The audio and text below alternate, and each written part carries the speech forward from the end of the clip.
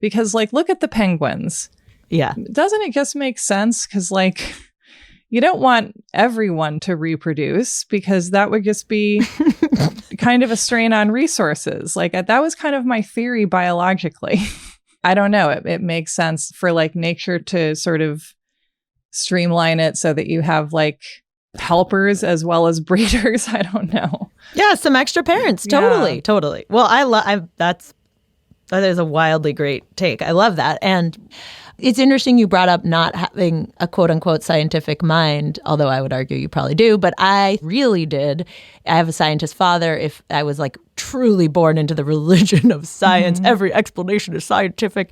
And I think that in this case was a hindrance for me to understanding homosexuality's role in nature, because in this very odd convergence of beliefs, the Darwinian perspective really bolstered this old religious idea that homosexuality was a, quote, crime against nature.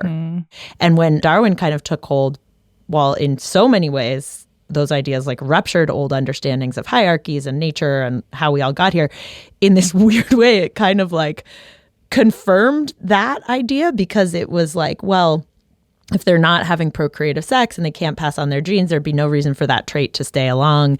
And so I think as a kid with a loose, evolutionary thinking, I weirdly I took that on and I was just like, well, it might be fine in human society, but like it doesn't make sense in nature. That just doesn't make sense. And so to see it in a zoo, I was like, that is wonderful, but that's got to be a byproduct of captivity. I mean, I do think it's a reasonable thing to wonder generally. And then also that reminds me of one of the very early episodes we did on alpha males, which is based on, a study that was like disavowed by the scientist who I think originally put forth this theory, because it turned out that the alpha male effect observed in captive wolves is a feature of captivity, and also that like the way they organize is like into family units. So like the alpha male is the dad.